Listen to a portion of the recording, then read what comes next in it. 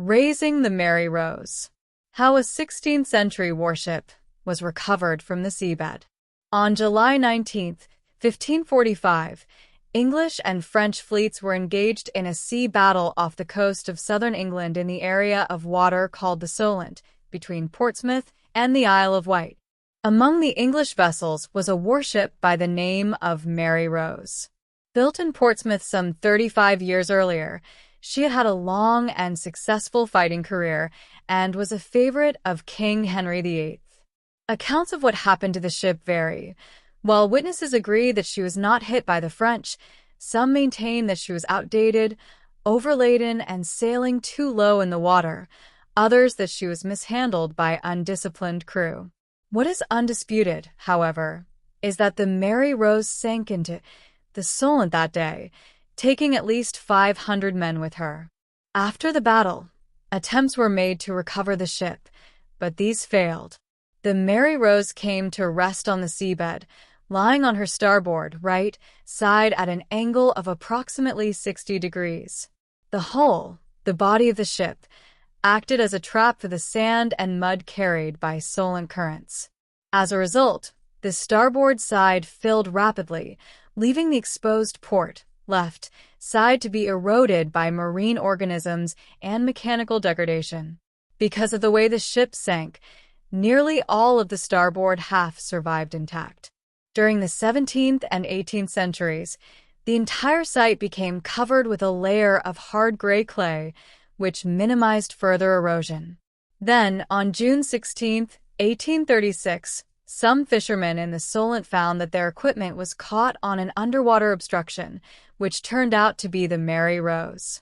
Diver John Dean happened to be exploring another sunken ship nearby, and the fishermen approached him, asking him to free their gear. Dean dived down and found the equipment caught on a timber protruding slightly from the seabed. Exploring further, he uncovered several other timbers and a bronze gun. Dean continued diving on the site intermittently until 1840, recovering several more guns, 2 bows, various timbers, part of a pump, and various other small finds. The Mary Rose then faded into obscurity for another 100 years. But in 1965, military historian and amateur diver Alexander McKee, in conjunction with the British Sub-Aqua Club, initiated a project called Solent Ships. While on paper this was a plan to examine a number of known wrecks in the Solent, what McKee really hoped for was to find the Mary Rose. Ordinary search techniques proved unsatisfactory, so McKee entered into collaboration with Harold E. Edgerton, professor of electrical engineering at the Massachusetts Institute of Technology. In 1967, Edgerton's side-scan sonar systems revealed a large, unusually shaped object, which McKee believed was the Mary Rose. Further excavations revealed stray pieces of timber and an iron gun. But the climax to the operation came when, on May 5, 1971, part of the ship's frame was uncovered. McKee and his team now knew for certain that they had found the wreck, but were as yet unaware that it also housed a treasure trove of beautifully preserved artifacts.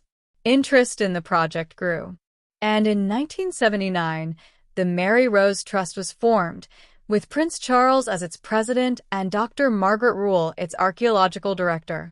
The decision whether or not to salvage the wreck was not an easy one, although an excavation in 1978 had shown that it might be possible to raise the hull.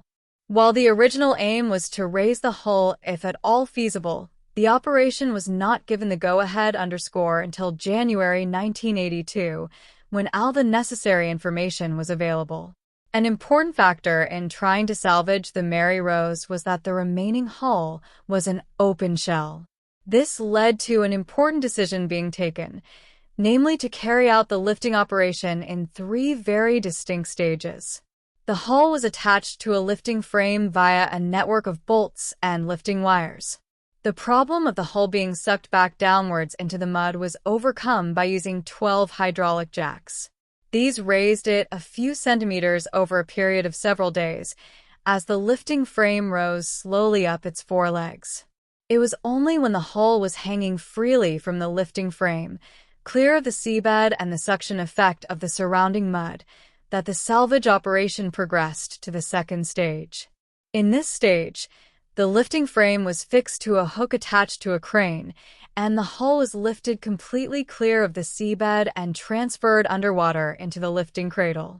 This required precise positioning to locate the legs into the stabbing guides of the lifting cradle.